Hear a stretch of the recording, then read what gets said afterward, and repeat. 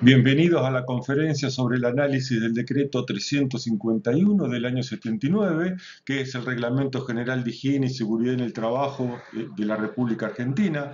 Vamos por la tercera parte de esta conferencia. Vamos a analizar el anexo 1, el título 2, lo que fue modificado por el decreto 1338 del año 96.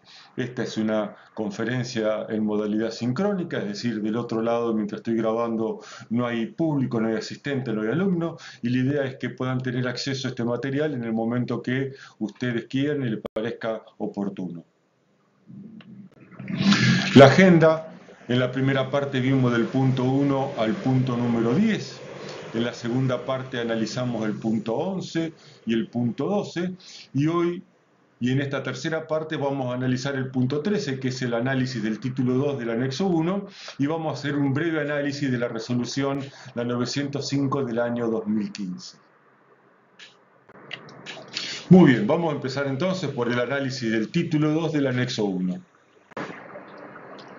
El título 2 original del decreto 351 del año 79, que trata sobre las prestaciones de medicina y de higiene y seguridad en el trabajo, cuyos capítulos número 2, número 3 y número 4, que incluyen los artículos 8 al 41, fueron derogados y reemplazados por el decreto 1338 del año 96.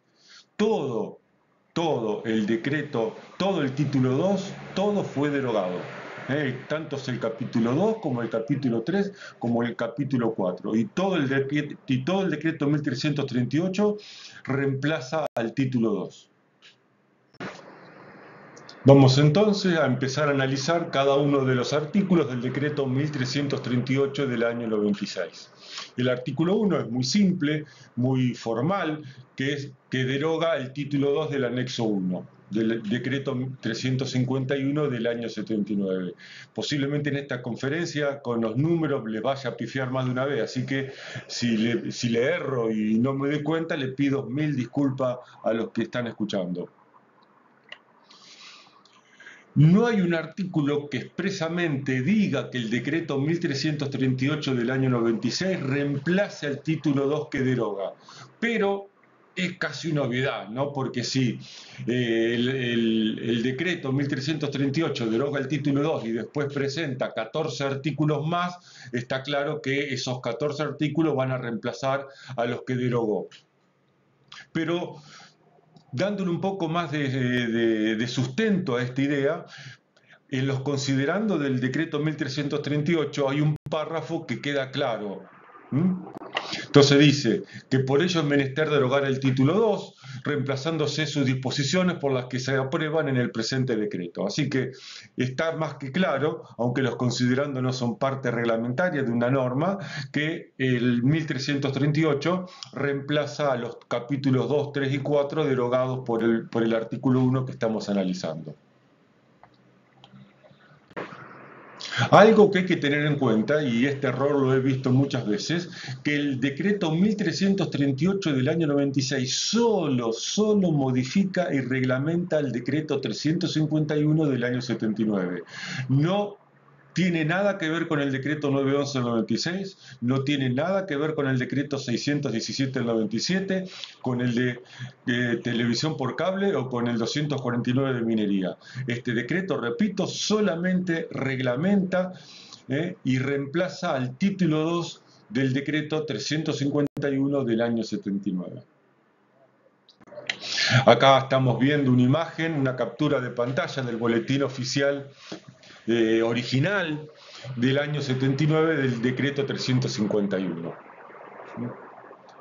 Parte de este creo que es todo el capítulo 2, que es un capítulo, era un capítulo genérico para ambos servicios.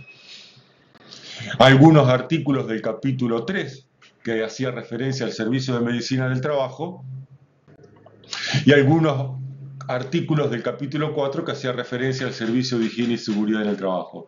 Si alguien necesita el original, el boletín original del decreto 351 del año 79, me lo pide por alguno de la... Me lo pide y listo, yo se lo envío, no hay problema en ese sentido. No es algo secreto esto. El artículo 2 del decreto 1338 deroga al título 8 del anexo 1. El título 8 del anexo 1 tiene un solo capítulo, que es el capítulo 2, y habla de estadísticas de accidentes y enfermedades de trabajo. Y también, obviamente relacionado al capítulo 2, deroga o cae por fuerza propia el anexo 8, que era el anexo de el informe anual estadístico de accidentes. Acá estamos viendo una captura de pantalla del boletín oficial original del título 8, capítulo 22, donde en parte del artículo 225 habla del informe anual estadístico, que es el anexo 8. Es decir, el artículo 2 del decreto 1338 deroga el título 8, que contiene el capítulo 22 y que también contiene al anexo 8. Conclusión, el anexo 8 está derogado. ¿Cuál es la estructura del decreto 1338 del año 96? El artículo 3 aplica a ambos servicios. El artículo 4 habla del concepto de trabajadores equivalentes y aplica a ambos servicios. El artículo 5, 6, 7 y 8 solamente aplica al servicio de medicina del trabajo. El artículo 10, 11, 12 y 13 aplica al servicio de higiene y seguridad en el trabajo. Y el artículo 14 son las excepciones a la norma. El artículo 15, 16 y 17 son formalismos que vamos a ver hacia el final de esta explicación. Vamos a empezar entonces explicando el artículo 3, que, repito y aclaro, aplica a ambos servicios, tanto al de medicina del trabajo como al servicio de higiene y seguridad en el trabajo. Este artículo 3 es todo el artículo 3 junto, lo vamos a analizar y lo voy a presentar de a pequeños párrafos para poder analizar y charlar más fácilmente y que no se mezcle la lectura del artículo, que es extenso. El artículo 3 empieza diciendo: a los efectos del cumplimiento del artículo 5, apartado A de la ley 19.587. ¿Qué está queriendo decir y hacer con esto, con esta introducción?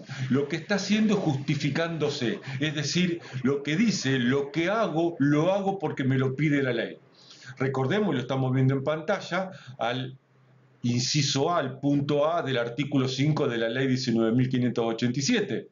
Y dice, y este artículo, recordemos, en la conferencia sobre la ley de higiene y seguridad en el trabajo, había explicado que es un artículo que el Poder Legislativo, en ese entonces en mano del Poder Ejecutivo, porque era un gobierno de facto, un gobierno militar que había derrocado a un gobierno democrático, pero la intención sigue siendo válida, es decir, la ley que le emite el Congreso le impone tareas y funciones y herramientas de aplicación al Poder Ejecutivo, que es el que tiene que ejecutar la ley.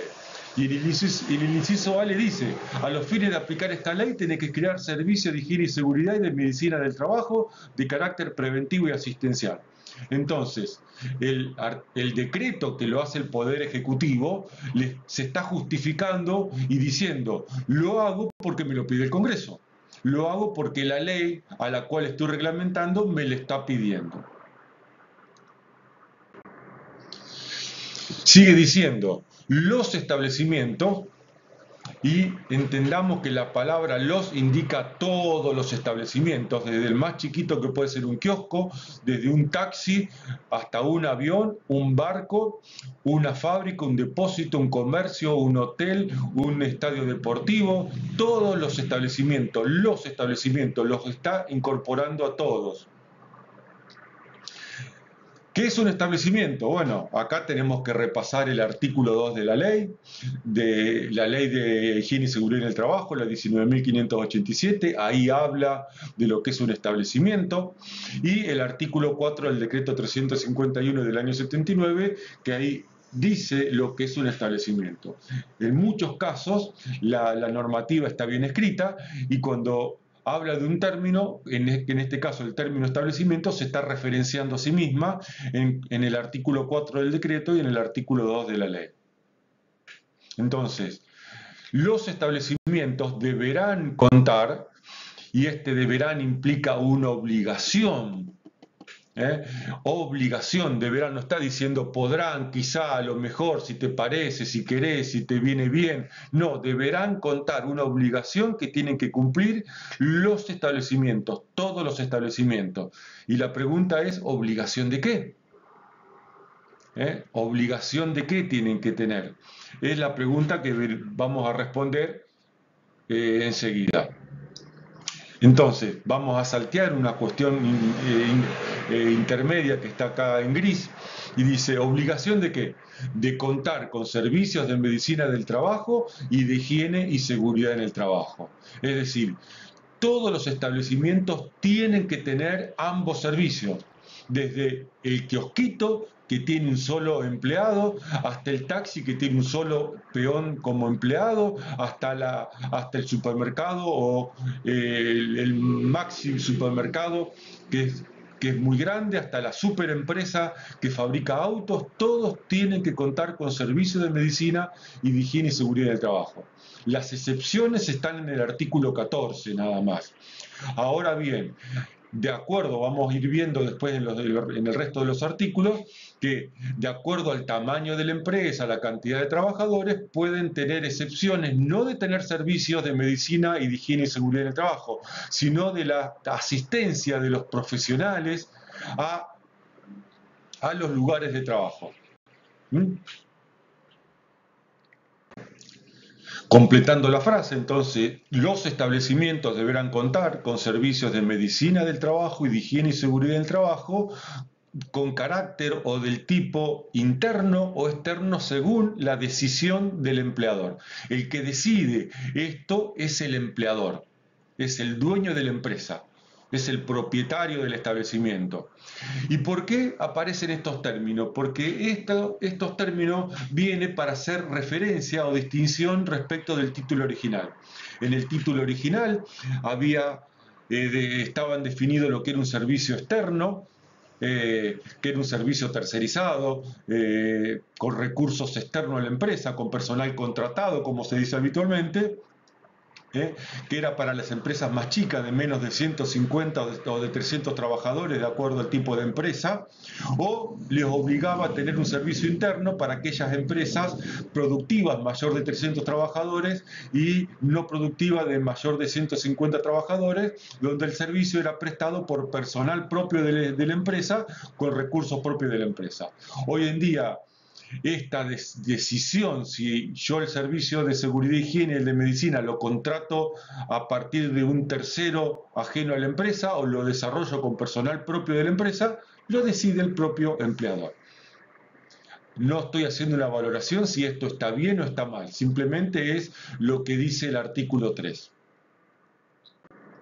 Acá estamos viendo el artículo 9, que pertenece al capítulo 2 del título 2 original, y habla de el carácter interno de los servicios, el carácter externo de los servicios, y que esto queda a voluntad del empleador en caso de que los establecimientos sean menor a 150 o 300 trabajadores.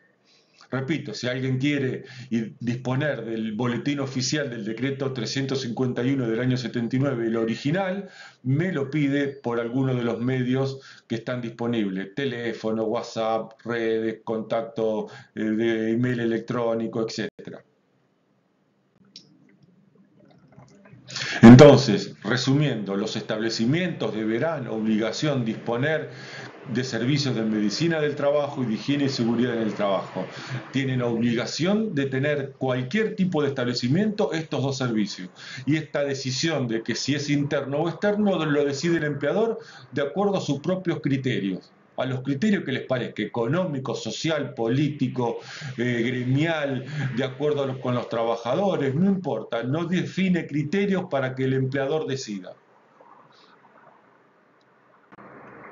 Sigue diciendo, los servicios, está hablando de los servicios, los que tendrán como objetivo fundamental prevenir. El objetivo fundamental de ambos servicios es la prevención.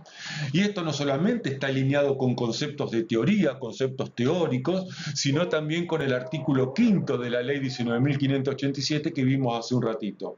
donde dice creación de servicios de higiene y seguridad en el trabajo y de medicina de trabajo de carácter preventivo y asistencial. Esto va básicamente al servicio de medicina del trabajo, que lo vamos a ver dentro de un ratito. Por lo tanto, el objetivo de ambos servicios es la prevención. Repito, el objetivo de ambos servicios es la prevención como principal y primera herramienta de trabajo de cualquiera de los servicios. Prevenir. Así también lo define el artículo 4 de la ley. Otro párrafo importantísimo y muy de avanzada para la época del año 96. Dice, ambos servicios creando las condiciones para que la salud y la seguridad sean una responsabilidad del conjunto de la organización. Es decir, que ambos servicios pueden hacer que todos los integrantes de la organización, todos los trabajadores propios o tercerizados, todas las empresas relacionadas que trabajan dentro del empleador, de la empresa principal prestando servicios, sean todos responsables de la salud y la seguridad. ¿Cómo logramos esto? Muy fácil en los papeles, pero complejo en la práctica real, con planes y programas de trabajo, con normas y protocolos de trabajo, con capacitación y entrenamiento, con controles, con recursos y presupuesto, con participación, implementando un sistema de gestión, auditando, y podemos seguir nombrando un montón más de herramientas que nos permiten y registrando, y fundamentalmente registrando todo lo que hacemos, que nos van a permitir demostrar y crear las condiciones para que todos los que pertenecemos a la organización seamos responsables. Y por último, el artículo 3 en el último párrafo dice que dichos servicios, tanto el de medicina del trabajo como el de higiene y seguridad del trabajo, estarán bajo la responsabilidad o bajo la dirección de graduados universitarios, de acuerdo a lo que va a fijar el artículo 6 y 11. No importa que digan las incumbencias de tu título o el alcance de tu título. Si tu título no está dentro de lo que establece el artículo 6 y el artículo 11, no puedes ser responsable de ninguno de los dos servicios. Así que cuidado con esto, ¿eh? Ya vamos a ver estos artículos y lo vamos a analizar. El 11 es más complejo, pero el 6 es mucho más sencillo para entender y como para empezar el análisis. Acá tenemos un bosquejo del artículo 3. Una especie de mapa conceptual, si es que se puede llamar un mapa conceptual, con las principales características que establece este artículo 3.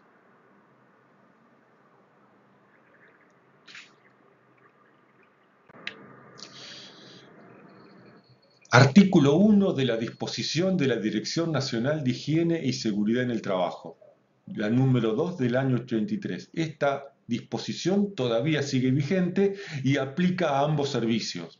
Es muy sencilla, pero siempre la recuerdo y la comento. Dice, los elementos, utilizar la higiene personal de los trabajadores, la debe seleccionar y quedan a consideración del servicio de medicina y del servicio de higiene y seguridad en el trabajo. Son estos servicios los que van a definir los elementos de higiene personal que básicamente van a estar en el vestuario y fundamentalmente en los baños. Y esta decisión de qué tipo de elementos de higiene tiene que haber van a estar en función de las sustancias contaminantes y del tipo de tareas que realizan los trabajadores. No está mal recordar esta disposición del año 83 que todavía sigue vigente. Muy bien, acabamos de ver y analizar el artículo 3 que aplica a ambos servicios. Vamos a pasar de largo el artículo 4, lo vamos a explicar en el momento que lo necesitemos. Y vamos a pasar ahora a explicar el artículo 5, 6 y 7, que son los artículos que aplican y definen al servicio de medicina del trabajo. Artículo número 5. El servicio de medicina del trabajo tiene como misión fundamental, y la misión fundamental, mientras que el objetivo fundamental es común e igual para ambos servicios, la misión fundamental es propia para cada servicio. Hay una misión fundamental para el servicio de medicina del trabajo y una misión fundamental distinta para el servicio de higiene y seguridad en el trabajo. Y la misión fundamental del servicio de medicina del trabajo es promover y mantener el más alto nivel de salud de los trabajadores.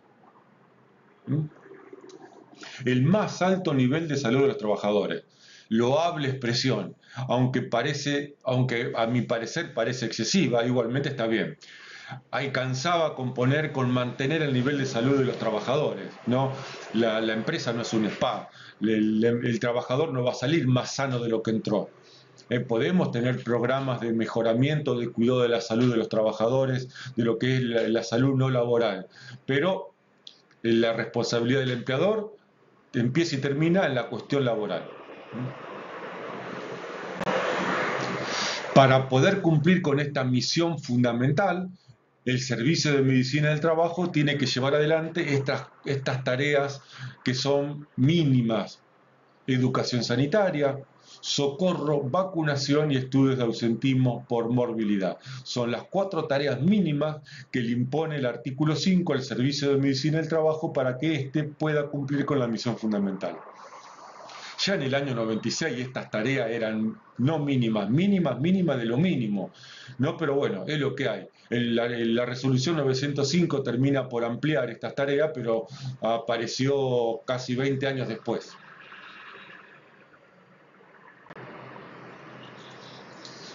Dice el artículo 5, sigue diciendo, la función del Servicio de Medicina del Trabajo es esencialmente preventivo. Esto ya lo hablamos, ya lo dice, ya lo establece y lo define el artículo 3 del decreto 1338 del año 96, y lo vuelve a repetir en el artículo 5 de Medicina del Trabajo. Este carácter preventivo del Servicio de Medicina del Trabajo está alineado con conceptos teóricos, como ya dije, y con lo definido en el artículo 5 de la ley. El inciso A dice: creación de servicios de carácter preventivo y asistencial. Así que lo de preventivo ya está explicado. Algo, y esto posiblemente si lo escucha algún médico se me vaya a enojar: el Servicio de Medicina del Trabajo hace prevención de igual manera que hacemos los especialistas en higiene y seguridad en el trabajo desde la órbita técnica. No cambia el trabajo preventivo del médico con el técnico de seguridad, con el licenciado o el ingeniero en seguridad. Simplemente hace la prevención desde otra óptica, desde otra mirada, desde la mirada médica. El Servicio de Medicina del Trabajo no es un consultorio médico. El Servicio de Medicina del Trabajo no hace consultoría médica, no es una salita de expendio de recetas ni una salita de primeros auxilios para curar heridas a los trabajadores. La función del Servicio de Medicina del Trabajo, sea tanto la del médico como la del enfermero, es hacer prevención, no hacer consultorio, no quedarse sentado todo el día en el consultorio pidiendo recetas y curando trabajadores. Ahora, termina diciendo, sin perjuicio de las prestaciones de la asistencia inicial de las enfermedades y de las emergencias médicas. Es decir, a ver, la función del servicio de medicina es preventivo, pero mientras está trabajando el enfermero, mientras está trabajando el médico, mientras el servicio médico esté habilitado, el servicio médico tiene la obligación de atender las enfermedades, no dice laborales, las enfermedades en general, tanto enfermedades sociales como una gripe, una descompostura, como una enfermedad de trabajo, y de cualquier tipo de emergencia médica que ocurra en el establecimiento. Pero esto lo va a hacer solamente mientras está presente. Hasta tanto lo derive y se haga cargo el servicio médico que corresponda, el sanatorio, el hospital, lo derive a la casa, etcétera, etcétera, etcétera. Por eso es que el Servicio de Medicina del Trabajo no está las 24 horas trabajando dentro de la empresa, porque hace básicamente prevención. Y para hacer prevención no tiene que estar todo el día en la empresa atendiendo trabajadores y haciendo consultorio médico. Este es el esquema del artículo número 5. A modo de mapa conceptual, viene muy bien para resumir las principales características de este artículo 5 que define la esencia del Servicio de Medicina del Trabajo. El artículo 6 del decreto va a hablar de quién tiene que ser el responsable del servicio de medicina del trabajo. Y el responsable del servicio de medicina del trabajo va a ser un médico del trabajo con título de médico del trabajo. Es decir, es un médico, lo que normalmente llamamos doctor en la Argentina, es un médico que se ha especializado, que ha hecho un posgrado en medicina del trabajo. No es cualquier médico. Es un médico con una especialización que se llama medicina del trabajo, que tiene que estudiar 1 o 2 años de acuerdo a dónde estudia. Antes de entrar en el artículo 7, vamos a analizar el artículo 4 del decreto 1338 del año 96, que define y trata el tema de trabajadores equivalentes. Y dice: a los fines de la aplicación del presente, es decir, lo que va a decir es solamente válido para este decreto y no se puede aplicar fuera de este decreto a otra situación. Y hay que empezar por algo importante: ¿qué es un trabajador dedicado a tareas de producción y qué es un trabajador dedicado o asignado a tarea administrativa? Esto está definido en relación con lo que produce y fabrica o el servicio que presta el establecimiento que estamos analizando. Si es una fábrica, el personal que está en la administración, inclusive el médico y el enfermero del servicio de medicina del trabajo, lo podemos incluir dentro del grupo de tareas administrativas. Pero si estamos en un sanatorio, el médico y el enfermero están en tareas productivas. Si estamos en un banco, lo que para una fábrica el oficinista es tarea administrativa, en un banco el oficinista, el cajero, el que atiende al público, es tarea productiva. Así que, ¿qué es tarea productiva y qué es tarea administrativa? O que son trabajadores de producción y trabajadores de administración, está en relación con lo que produce el establecimiento que estamos analizando. Bien, lo que dice esta parte del artículo 4 es que en la cuenta de los trabajadores equivalentes, el trabajador asignado a tareas administrativas vale la mitad del trabajador productivo. Es decir, podemos concluir que el especialista le debe dedicar la mitad de su tiempo a este grupo de trabajadores. La verdad es totalmente discriminatorio pensar que un trabajador, porque está en tareas administrativas, sin definir qué es una tarea administrativa, requiera la mitad de trabajo que un trabajador dedicado a tareas de producción, cuando sabemos que el trabajo no es igual en todos los puestos de trabajo, pero tampoco quiere decir que los contemos a la mitad, ¿no? Como si fuesen medios trabajadores o que tuviesen medio problema en relación al que está produciendo. Está bien, esto es del año 96. Hoy en día habría que modificar este concepto, pero como pasa con mucha de nuestra legislación, este tipo de cuestiones no se van actualizando, no se van ayornando a la realidad. Los trabajadores equivalentes, por lo tanto, surgen de considerar el 100% de trabajadores dedicados a tareas productivas más el 50% de trabajadores dedicados a tareas administrativas. Eso es lo que son los trabajadores equivalentes. Entonces empecemos a analizar el artículo 7. El artículo 7 habla de las horas de trabajo que tiene que desarrollar el médico del trabajo, el responsable del servicio de medicina del trabajo. Y las horas son horas médicos semanales, es decir, de que el médico tiene que asistir al menos una vez por semana. El día y el horario no lo define y por lo tanto este concepto, qué día y qué horario hace, queda a consideración o a definir con el empleador que lo contrata. Algo muy importante que se cometen muchos errores. Dice horas médicos semanales en el establecimiento, no dice horas en la empresa, horas en el empleador, no dice como una totalidad. La asistencia del médico es a cada unidad productiva, a cada unidad administrativa, a cada depósito, a cada anexo, es en forma individual. No es que asiste a un solo lugar y con eso tiene la asistencia, completa la asistencia de toda la empresa. Una cosa es la empresa como unidad de negocios y otra cosa es cada establecimiento productivo. Una sola empresa, un solo empleador puede tener más de un establecimiento productivo. Es más, un banco, que es una empresa, que es un empleador, tiene muchas sucursales. Podemos decir que tiene más de una sucursal por cada ciudad en la que presta servicio. ¿eh? La asistencia del médico no es solamente en la casa matriz.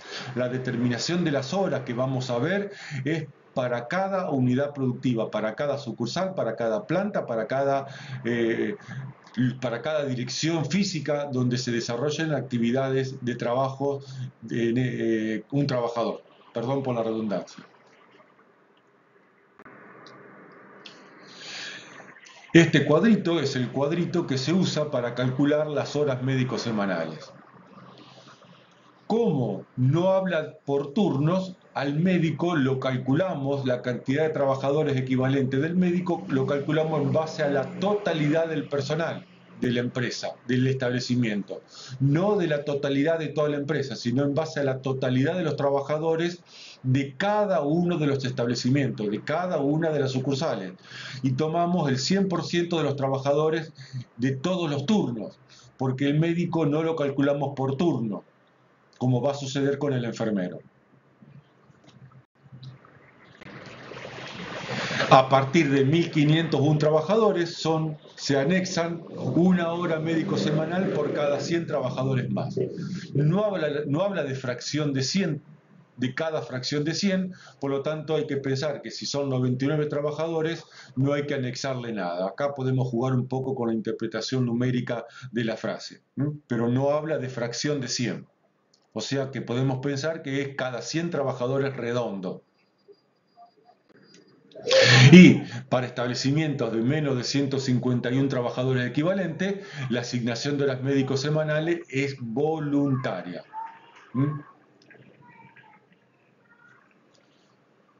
Termina el artículo 7 diciendo que para menos de 151 trabajadores, excepto que por el tipo de riesgo, la autoridad, es decir, la Superintendencia de Riesgo del Trabajo o la Autoridad de Trabajo Local, disponga lo contrario. Es decir, que la autoridad de aplicación de la ley, que en este caso es la Superintendencia de Riesgo del Trabajo o los Ministerios de Trabajo provinciales, puede exigirle que la empresa tenga la presencia de un médico del trabajo cuando no lo requiere, siempre y cuando el tipo de riesgo lo requiera. Pero aclaro esto, como no es una obligación para el empleador tener que el médico asista al establecimiento, la autoridad de aplicación debe justificar el motivo por el cual lo está pidiendo. ¿Por qué tiene que justificarlo? Porque como yo, como empleador, no tengo la obligación de tener un médico, entonces necesito saber por qué me lo está pidiendo la autoridad de aplicación, así me puedo defender. Y decirle y contestarle que bueno, que no coincido con su criterio, que por esto, por aquello, no me parece correcto su exigencia. Entonces entramos en una discusión. La autoridad me dice por qué me lo pide y yo le explico o acepto o salgo a defenderme de lo que me está pidiendo. ¿Por qué? Porque no tengo obligación de tener. Nadie me tiene que explicar y darme una justificación de por qué tengo que cumplir con lo que la ley me pide que tenga que cumplir. Pero sí me tienen que dar una explicación cuando me exigen algo que la ley no me está pidiendo. Artículo 8. El artículo 8 habla de el enfermero. El servicio de medicina del trabajo va a tener personal auxiliar, que va a ser un enfermero o enfermera. Acá no hay cuestiones de sexo. No es que si hay hombres tiene que haber un enfermero y si hay mujeres tiene que haber una enfermera. La decisión de si es enfermero o enfermera queda a consideración del empleador. Obviamente, si tengo que tener 2 enfermeros o voy a poner 2 enfermeros, me conviene un sexo masculino y un sexo femenino. Pero nadie me dice que tenga que ser así. Con título habilitante por la autoridad reconocida, es decir, la autoridad reconocida para los títulos es el Ministerio de Educación correspondiente.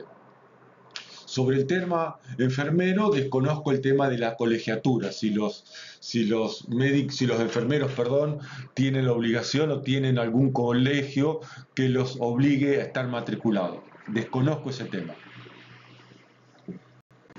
Entonces, vamos a tener un enfermero o enfermera con título habilitante cuando en la planta, en cada una de las plantas, en cada uno de los establecimientos, existan más de 200 trabajadores dedicados a tareas productivas o cumplo una de las dos condiciones. Con que cumpla una de las dos, entro dentro del requisito.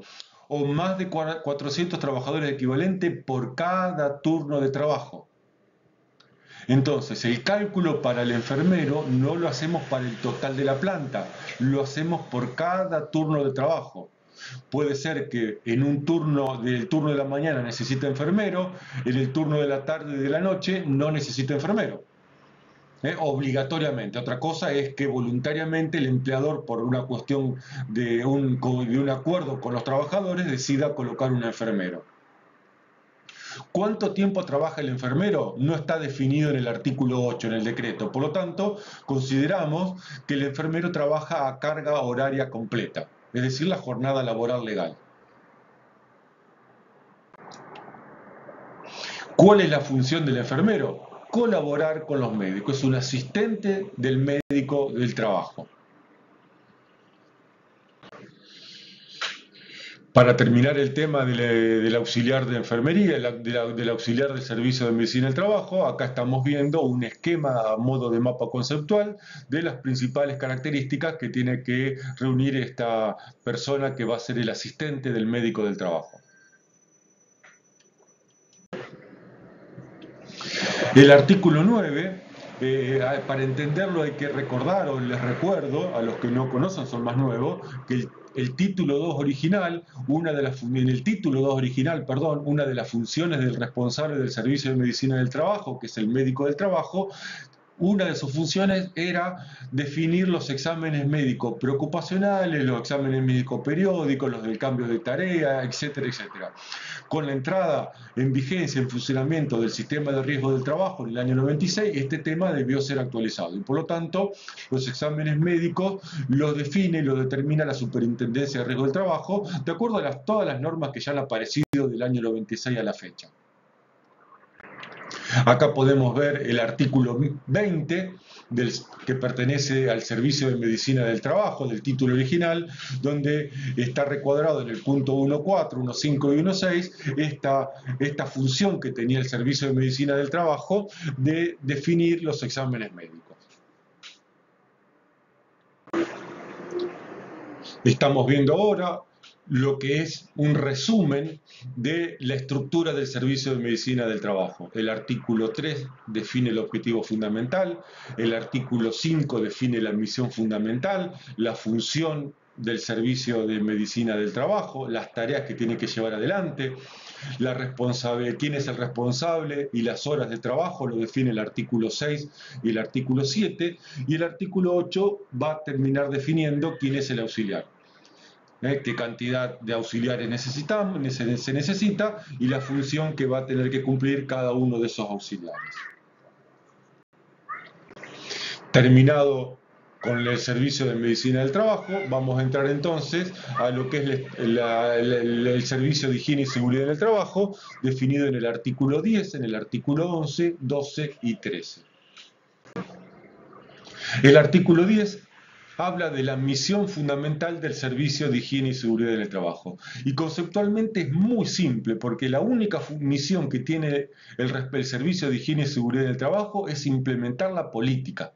Y para poder implementar una política, lo que se debe hacer, aunque no lo dice, pero si no, no tengo manera de implementar una política, esto podemos decir que es un agregado teórico, necesito establecer objetivos, hacer un plan para cumplir con ese objetivo y como mínimo controlar el plan. Y dentro de ese plan tendremos las tareas que hay que llevar adelante, con los recursos, con la organización, con los pasos que vamos a dar para cumplir con ese plan y llegar a cumplir esos objetivos periódicos que terminen por poder dar por sentado que estamos cumpliendo con esa política que está definida o fijada por el establecimiento. La política dice fijada por el establecimiento y acá, aunque parezca algo menor, es muy importante lo que está diciendo. Normalmente las políticas, en cualquier política, sea de higiene y seguridad, de calidad del medio ambiente, la define el responsable de la empresa, el dueño, el gerente general, el director, el titular de la empresa. ¿eh? Pero este punto que dice fijada por el establecimiento deja abierta la puerta para que cada establecimiento perteneciente a esa empresa tenga su propia política adaptada a las características de ese establecimiento. Es decir, el establecimiento de Rosario puede tener unas pequeñas variantes respecto de la política del establecimiento de Córdoba o de Mendoza. De esta manera puedo tener políticas que pueden llegar a, que son regionales y tomen en cuenta esto de que somos un país federal, un país grande, que no todos somos iguales dentro del mismo país o dentro de la misma estructura. O para una empresa internacional no es lo mismo la Argentina que Brasil, que Estados Unidos o que Europa. Entonces las políticas, aunque en la base puedan ser las mismas, podemos o deberíamos poder cambiarlas un poquito para adaptarla a la idiosincrasia de cada sociedad. Igualmente, más allá de que la política sea única para toda la empresa y así se trabaje, para cumplir con este punto, la política debería estar firmada por el responsable de cada uno de los establecimientos. No alcanza con que la firme el titular de la empresa o el dueño de la empresa. Tiene que estar firmada por cada establecimiento, por el que se asigne la responsabilidad de cada establecimiento. Y termina diciendo que deberá registrar las acciones ejecutadas tendientes a cumplir con dichas políticas. El 1338 no define las formas de llevar adelante estos registros, así que hasta que veamos, hasta el 2015, del año que entró en vigencia la norma, la resolución 905, no hay una definición respecto de cómo llevar estos registros. Así que esto queda librado al criterio de cada especialista, de cada empleador, con su departamento de asesoría legales, que le va a explicar la mejor manera de registrar las cosas para poder dar fe de lo que están haciendo. Acá tenemos un bosquejo de lo que es el artículo 10 del decreto 1338, que habla del servicio de medicina del trabajo. Habla del objetivo fundamental, el artículo 3, que no pertenece a este artículo 10, pero lo nombramos porque es parte. Este artículo 10 habla de la misión fundamental, que es específica para el servicio de higiene y seguridad del trabajo, y las tareas que tiene que llevar adelante. Artículo 11. Vamos a entrar ahora a un artículo complejo de explicar, porque a diferencia del artículo 6, que era para el responsable del servicio de medicina del trabajo, el artículo 11, que habla del responsable del servicio de higiene y seguridad del trabajo, es complejo, porque la historia ha ido evolucionando. A este inciso, este artículo 11 lo podemos dividir en el punto A, que habla de los responsables de los servicios de higiene y seguridad en el trabajo y de las áreas de prevención de las ART. Las ART deben tener un área que se llama área de prevención, y esa área de prevención debe tener un responsable que debe cumplir con los requisitos del inciso A, al igual que el responsable del servicio de higiene y seguridad en el trabajo. Este punto A está dividido en el punto 1, que habla de los graduados universitarios, el punto 2, que habla de los profesionales inscritos en el RUGO, el punto 3, que habla de los técnicos en higiene y seguridad en el trabajo, los técnicos de la famosa resolución 313 del año 83, el inciso 4 y 5, que hablan de los profesionales con posgrados, el punto B, que habla de quiénes pueden integrar el área de prevención de una RT. El punto A habla de quién es el jefe del área de prevención, y el punto B, quiénes pueden trabajar en el área de prevención. El punto C habla de los prestadores de servicios de higiene y seguridad del trabajo, y el inciso D habla de la facultad que tiene la Superintendencia de Riesgo del Trabajo de denunciar a los profesionales. Vamos a empezar de a poquito a explicar todos estos puntos que acabo de presentar. Bien, empecemos a analizar el punto A. Me había olvidado, aunque lo han podido leer seguramente, que el artículo 11 del decreto 1338 del año 96 fue actualizado por el artículo 24 del decreto 491 del año 97. Es decir, lo que estamos viendo ahora es el artículo 24 del decreto 491 del año 1997. Punto número A. Los servicios de higiene y seguridad en el trabajo y las áreas de prevención de las ART deberán, obligación, estar dirigidos por, es decir, el responsable del servicio de higiene y seguridad en el trabajo debe ser un graduado universitario. Esto está también definido y establecido en el artículo 3 de dicho decreto, donde dice: dichos servicios estarán bajo la responsabilidad de graduados universitarios. Para entender un poco quién es este graduado universitario, tenemos que hacer un poquito de historia. Lo que voy a contar es la historia que pude armar. Puede tener algunos errores, puede tener algunos faltantes en el medio, pero es la historia que pude armar. En el 72 era un niño muy chiquito, en el 79 era un niño también todavía, así que no tengo mucha idea de los cambios porque no los viví en forma consciente, porque estaba en la primaria en esa época. No viví el 72 consciente de estas cuestiones, no viví el 73 consciente de estas cuestiones, y el 79, aunque era un poquito más grande, obviamente estaba todavía en la primaria, estos temas no entraban dentro de mi agenda intelectual, estaban lejos de mi agenda. Pero en el año 1972 se pone en vigencia la ley 19.587. Al año siguiente, en el 1973, entra en vigencia y se aprueba el decreto 4.160. Bajo este decreto, aclaro que todavía no logré encontrar el decreto 4.160, un decreto que esté legible. Todavía, si alguien está escuchando y tiene a disposición una copia del decreto 4.160, por favor le pido que me llame, me escriba, y así coordinamos para ver cómo puedo hacer para obtener una copia. Tengo una copia del boletín oficial, pero es un escaneo del boletín oficial original en papel, o sea que es prácticamente ilegible. Pero bueno, volviendo a la explicación. Este decreto permitía que los técnicos en higiene y seguridad en el trabajo pudieran ejercer la función de responsable del servicio de higiene y seguridad en el trabajo. Idem a los profesionales, que bajo nuestras normas un profesional es un graduado universitario, un técnico no es un graduado universitario, es un graduado terciario.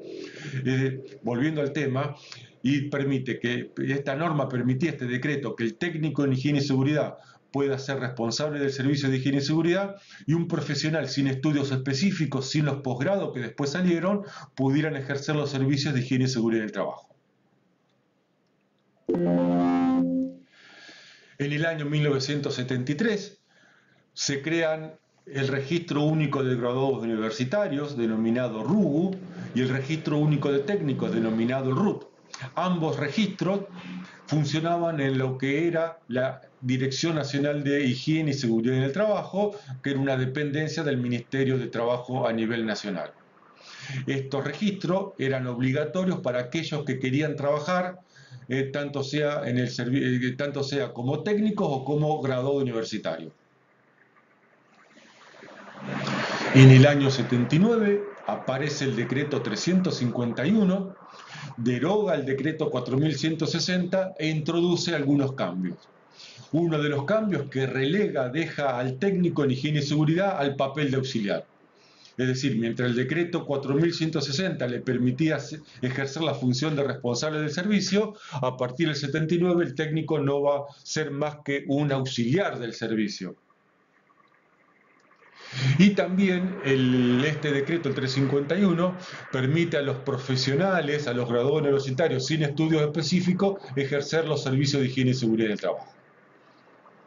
Hasta acá llegamos al año 79. En el año 83 aparece la resolución del Ministerio de Trabajo y Seguridad Social, la número 313 del 83, que permite a los técnicos en higiene y seguridad que estaban ejerciendo funciones de responsables de los servicios de higiene y seguridad en el trabajo, seguir ocupando esas funciones. ¿Por qué? Porque hay un derecho adquirido. Si el Estado me permitió, bajo una determinada norma, hacer un determinado trabajo, después no puede venir a decirme que ahora no puedo ejercer más ese trabajo. Por lo tanto, como ya tengo un derecho adquirido, la resolución 313 me avala ese derecho adquirido y me permite y le permitió a los técnicos seguir ejerciendo la función de responsable. Estos técnicos del año 83, imagínense que en el año 83 este grupo de personas tendría 20 y pico de años, son personas que ya están a punto de jubilarse o en su mayoría jubilada o en su mayoría han después estudiado la licenciatura, como en muchos casos conozco. Mi registro mental ubica a las licenciaturas en higiene y seguridad del trabajo por el año 95, aunque creo que empezaron a aparecer a principios del 1990. Pero en algún punto, entre el 1990 y 1995, porque cuando yo estaba haciendo el posgrado, aparecen las licenciaturas. Las licenciaturas son carreras de grado universitario.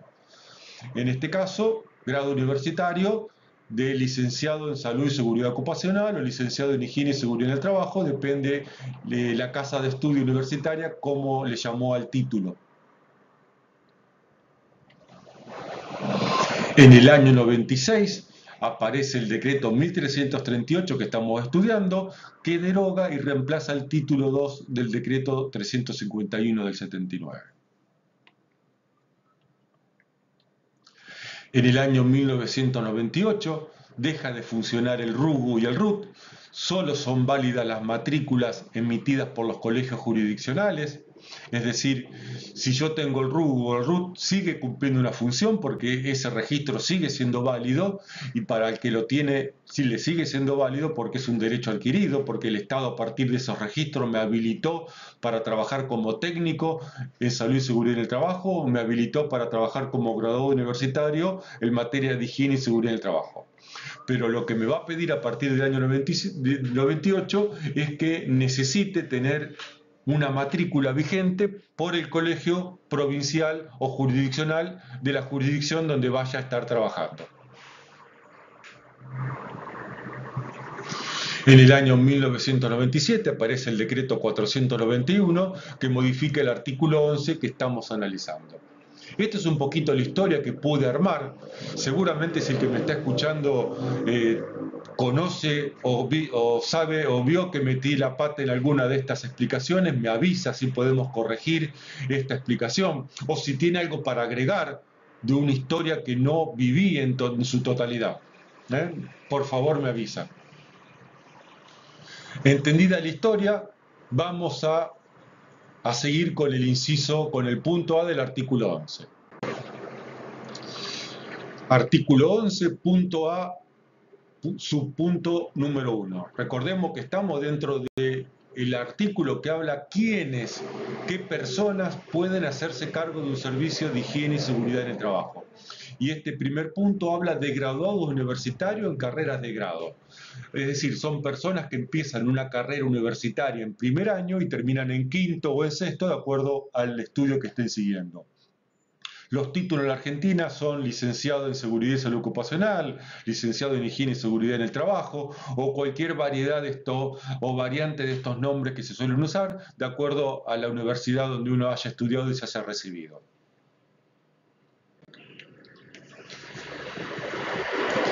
La característica de este título, que va a tener que tener reconocimiento oficial, es decir, reconocido por el Ministerio de Educación de la Nación, porque es el que está bajo jurisdicción las universidades, que son de jurisdicción nacional, dice que este título tiene que tener competencia reconocida en higiene y seguridad en el trabajo. ¿Qué significa esto? Que son carreras, son títulos que el objeto de estudio es la seguridad y la salud en el trabajo en forma exclusiva. No es un título de licenciado en medio ambiente que también tuvo algunas materias y vio algo de salud y seguridad en el trabajo. Es un título que tiene por objeto de estudio la salud y la seguridad en el trabajo de los trabajadores en forma exclusiva.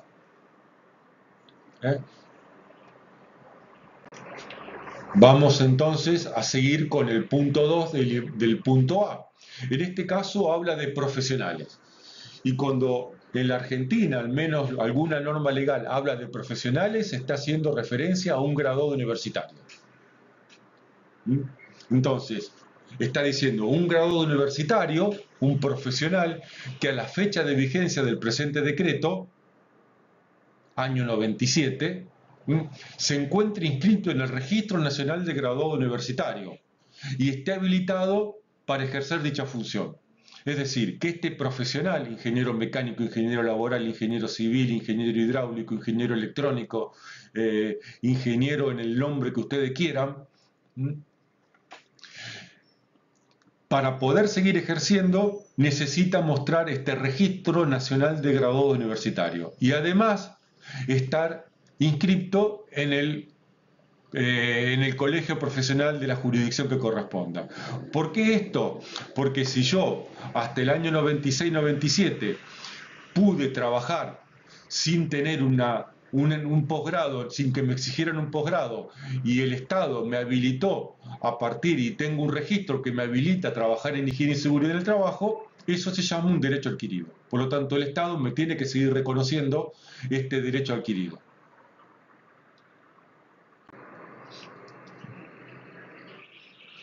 Obviamente, este RUGO, este registro, lo deberían haber obtenido antes del año 1996. Estas personas no necesitan un posgrado, pero sí necesitan una matrícula profesional habilitante emitida por el colegio o consejo profesional de la jurisdicción donde estén trabajando. No es para que se rían, pero este es mi RUGO.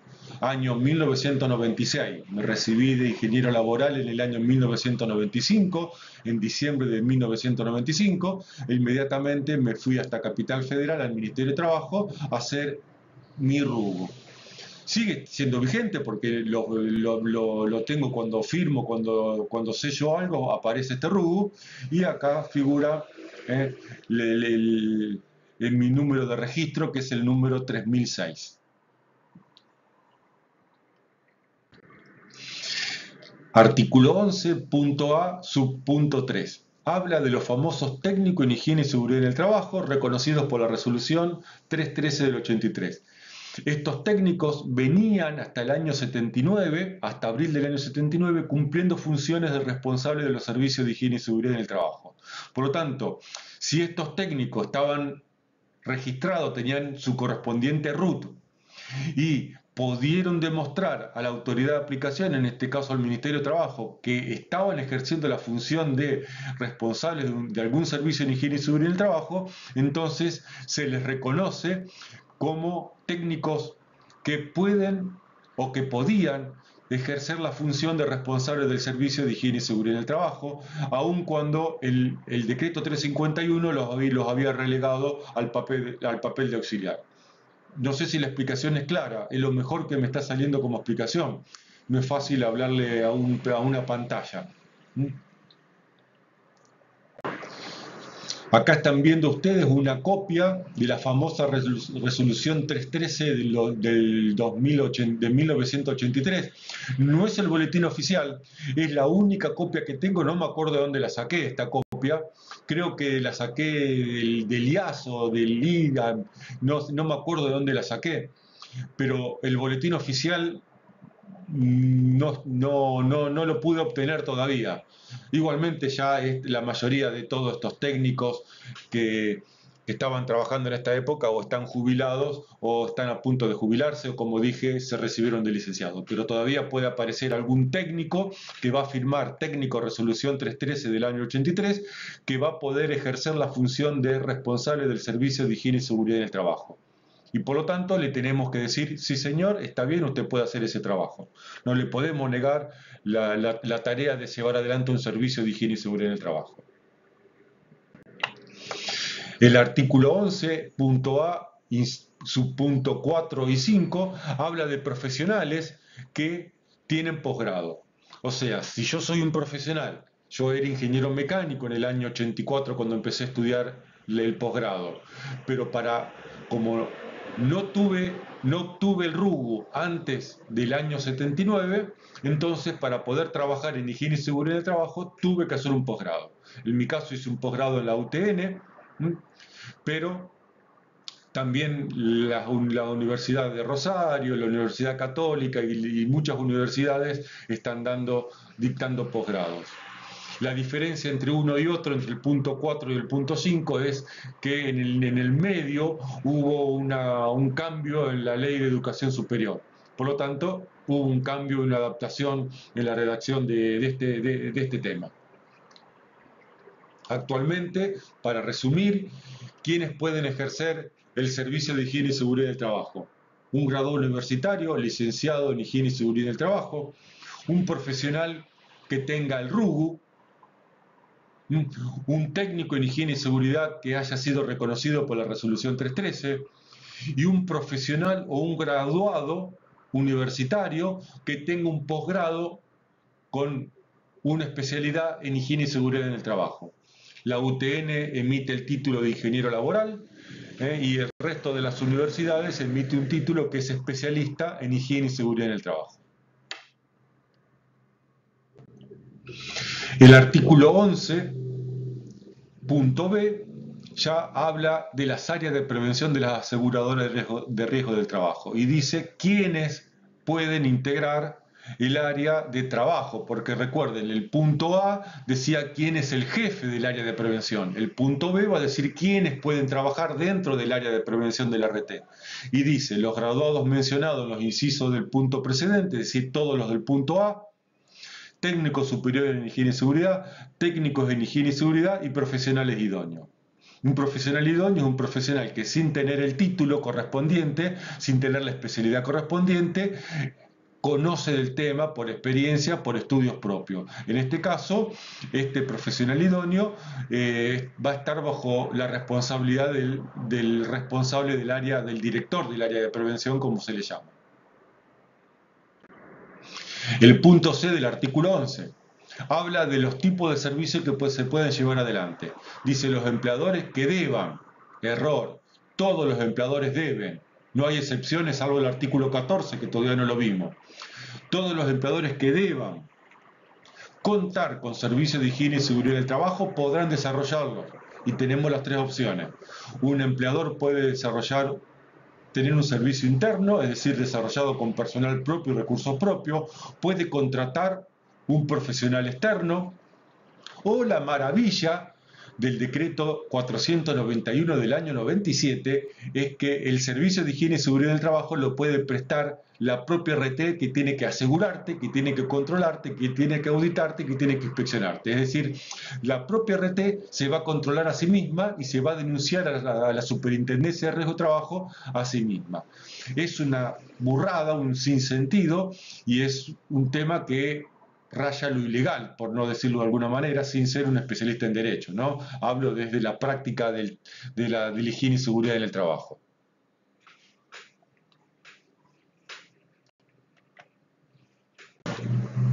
Por último, el punto D del artículo 11 faculta a la Superintendencia de Riesgo del Trabajo como autoridad de aplicación de la normativa de salud y seguridad en el trabajo, denunciar ante los colegios profesionales o tribunal administrativo o judicial cualquier incumplimiento que tengan los graduados o los técnicos en higiene y seguridad del trabajo. Es raro que diga esto para el servicio de higiene y seguridad en el trabajo y no diga lo mismo para el servicio de medicina del trabajo, para el caso de los médicos y del enfermero. Pero bueno, no conozco que la superintendencia haya hecho alguna denuncia, igualmente tampoco debería por qué conocerla, porque son cuestiones que seguramente se manejan en una órbita privada y la superintendencia no debería por qué dar a publicidad este tipo de situaciones.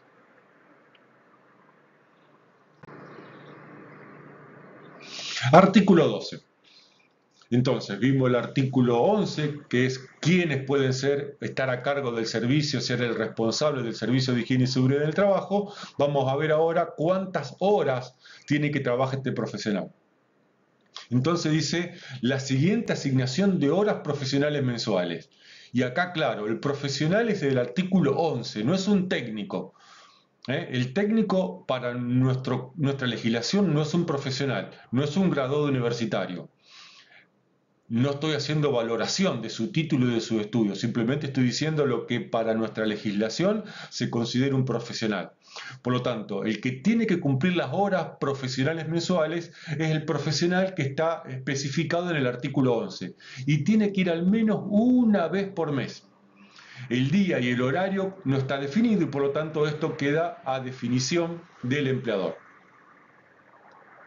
Y repito, el que tiene que cumplir con esta asistencia mensual es el profesional, no lo hace el técnico en representación del profesional. Porque esta es una responsabilidad que le toca al profesional y las responsabilidades legales no se delegan. Así que, señor técnico, si usted está asistiendo en nombre del profesional una vez por mes a una empresa, no lo haga o no lo haga en nombre del profesional, hágalo en nombre propio. No firme y no haga el trabajo en nombre del profesional. Es como que un enfermero trabaje en el consultorio haciendo el trabajo del médico y atendiendo enfermos y recetando. Es una locura. A veces en ciertas profesiones lo entendemos y en esta parecería que cualquiera puede hacer cualquier cosa. Al mismo caso que en el médico. Dice en el establecimiento, no dice en la empresa, no dice en el empleador. La asistencia del profesional de estas horas mensuales la tiene que hacer en cada unidad productiva, en cada sucursal, en cada dirección física.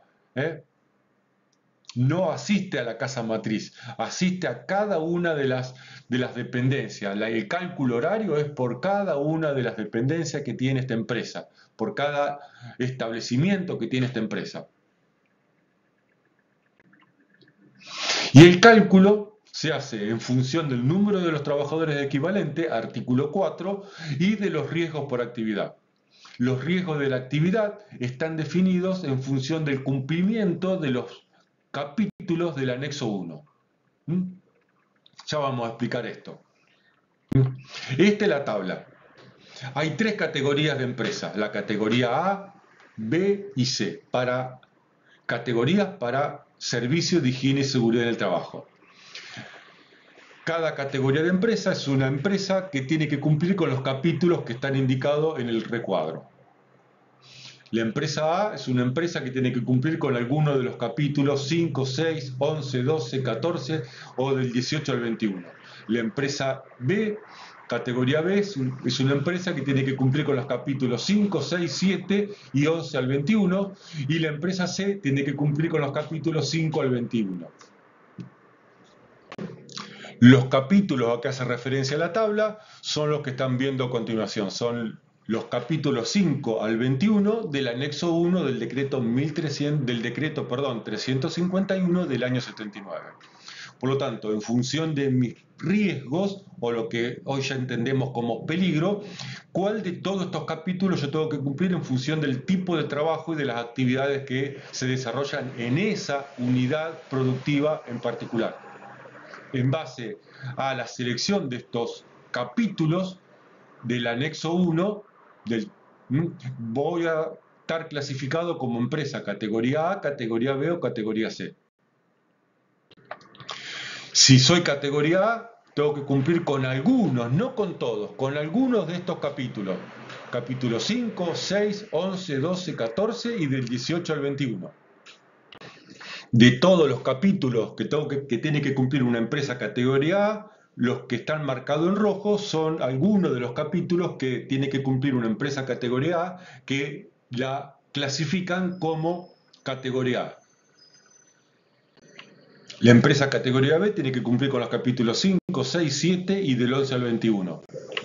Es decir, que una categoría B es una empresa categoría A al que se le suma los capítulos que están en verde, el 7, el 13, el 15, el 16 y el 17.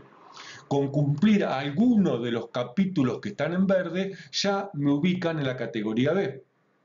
A ver, si yo solo tengo que cumplir alguno de los capítulos pintados en rojo, solamente soy A.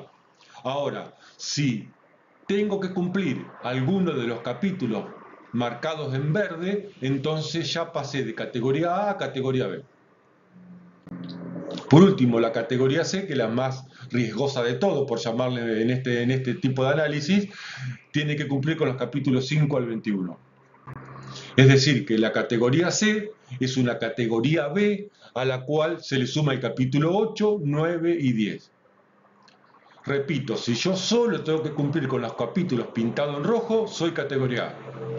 Si tengo que cumplir con solo algunos de los capítulos pintados en verde o con solo un capítulo pintado en verde, soy categoría B.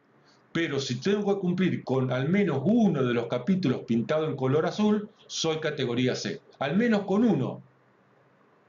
No tengo que cumplir con con los 3 capítulos, el 8, el 9 y el 10 para ser categoría C. Con tener contaminación ambiental dentro de la empresa alcanza para que pase de categoría A o B a categoría C. Siempre me costó entender y mucho más explicar esta tabla, y a los alumnos les cuesta mucho entender y aplicar esta tabla. Esto sería el encabezado de la tabla original. Yo le agregué ahí en verde, dice capítulos que te incluyen en una categoría. Entonces es difícil pensarlo de esta manera, pero si la tabla la armamos en negativo, es decir, ¿qué capítulos te excluyen de la categoría A? Si yo tengo que cumplir con alguno de los capítulos que están en este recuadro que estoy marcando con el láser, entonces si yo tengo que cumplir con el capítulo 7, dejo de ser A para pasar a B. Si yo tengo que cumplir con el capítulo 16, dejo de ser A para pasar a B. Lo mismo acá. Si yo tengo que cumplir con el capítulo 10, dejo de ser B para pasar a C. ¿Comprendido esto? O sea que hay dos maneras distintas de entender esta tabla. ¿Qué capítulos me incluyen en la categoría y qué capítulos me excluyen de la categoría? Mi cabeza entiende esta segunda manera. Cada uno lo entiende a su manera, yo le explico las dos maneras. Acá tienen la tabla completa. Esta tabla no tiene, si yo tengo una empresa de 3.500, 4.000 trabajadores, no tiene una fórmula que permita actualizar la carga horaria. Llega hasta más de 3.000. Y esta es la tabla del boletín oficial original del decreto 1338 del año 96. Artículo 13. El artículo 13 habla del asistente. Y esto muy claro, señores técnicos, son solo asistentes del servicio del responsable del servicio de higiene y seguridad. Aunque no les guste la comparación y yo les pido perdón, es lo que el médico es para el enfermero, lo que el enfermero es para el médico, el técnico es para el responsable del servicio de higiene y seguridad. Solamente son auxiliares, salvo el único caso incluido en el artículo 11, que son los técnicos de la resolución 313. Si no, el técnico solamente es un auxiliar. El título del técnico tiene que estar emitido por el Ministerio de Educación, no puede ser un cursito porque hay muchos vivos que están vendiendo cursitos de especialización en higiene y seguridad del trabajo, que duran menos de un año, un par de meses, camuflando esta idea de que pueden trabajar y ser asistente en higiene y seguridad del trabajo. Guarda con esto, Yo ya me cansé de denunciarlos en los foros que lo publican. Pero bueno, el título del técnico tiene que ser emitido por el Ministerio de Educación y son carreras de 3 años de duración, hasta donde tengo entendido.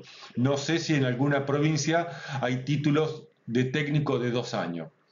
Y obviamente tienen que estar, además de tener el título de técnico con el título emitido por la autoridad, por el Ministerio de Educación, tienen que estar colegiados, es decir, matriculados en un colegio conforme a la resolución 201 del 2001.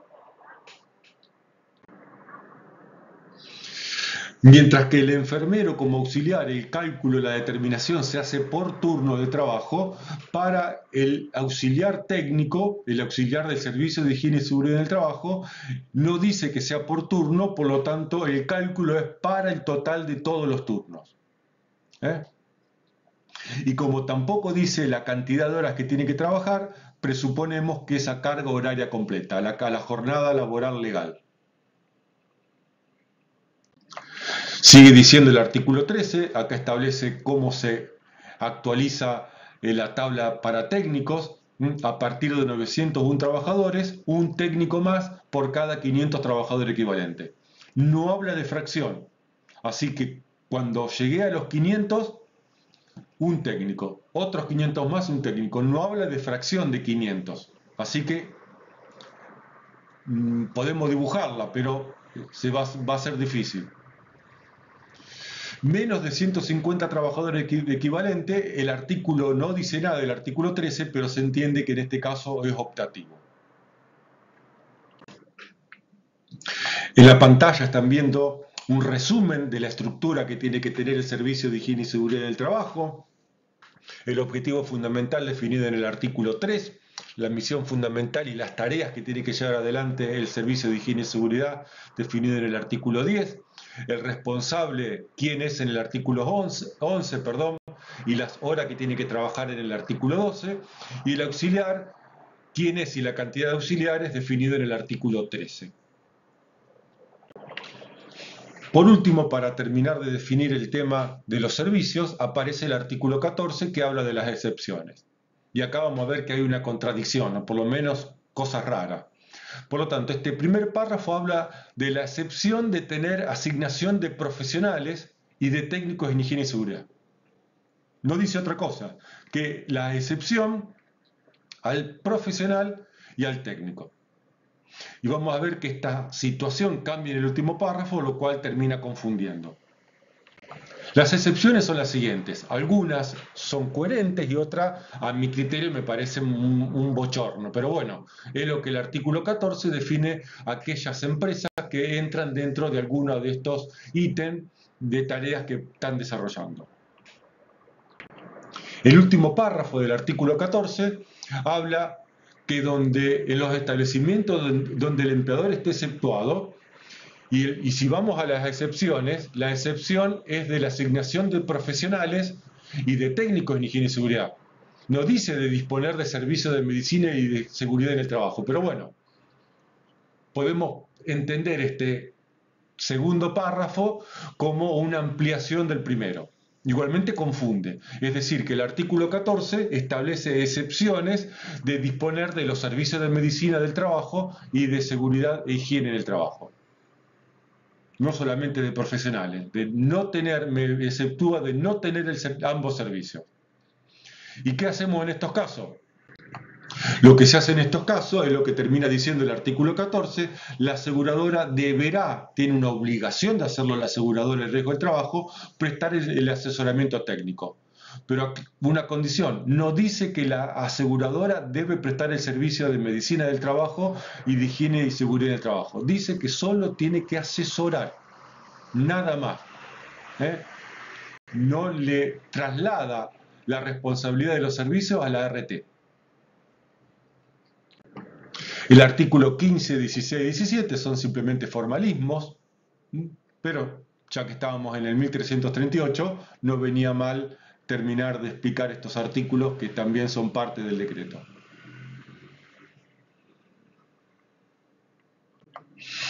Por último, la resolución de la Superintendencia de Riesgo del Trabajo, la 905 del 2015. Esta resolución habla de las funciones que tienen que llevar adelante los servicios de higiene y seguridad del trabajo y de medicina del trabajo. Artículo primero de la resolución 905.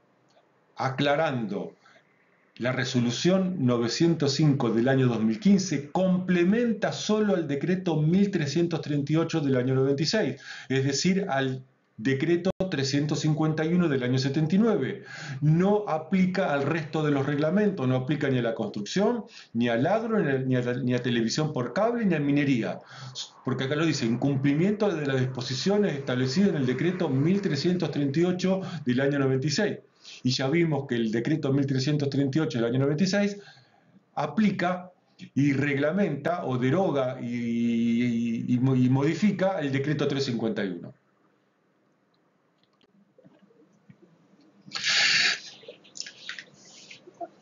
Las funciones que tienen que llevar adelante estos servicios, dice este párrafo, en los plazos que determine oportunamente la Superintendencia de Riesgo del Trabajo. Bueno, hasta donde yo conozco y estoy al tanto de la legislación en materia de higiene y seguridad en el trabajo, todavía la Superintendencia de Riesgos del Trabajo ni el Ministerio de Trabajo han establecido plazos de ejecución. Por lo tanto, esta normativa en teoría no está vigente. Está vigente en teoría porque no está derogada, está aprobada, pero no se puede ejecutar. Porque de todo lo que yo tengo que hacer no me dice cómo, en los tiempos que los tengo que hacer.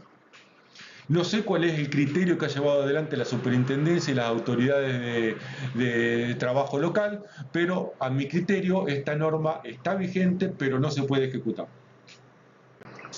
Esta resolución es muy buena, no, a ver, no es para entrar en cuestiones de análisis, porque si no está vigente, si no se puede aplicar, analizarla no tiene sentido. Pero tiene 3 anexos donde tiene un conjunto de tareas, de funciones que tienen que llevar adelante ambos servicios en conjunto, como equipo. Tiene el anexo 2, que son las tareas que debe llevar adelante el Servicio de Higiene y Seguridad del Trabajo, y el anexo 3 son las tareas que tiene que llevar o funciones que debe llevar adelante el Servicio de Medicina del Trabajo. Esto es muy bueno para complementar las tareas que no define del todo bien el decreto 1338 del año 96. Lamentablemente, estos anexos todavía no tienen plazos de ejecución, así que a mi criterio, vuelvo a repetir, no se puede aplicar la norma, aunque la norma está vigente.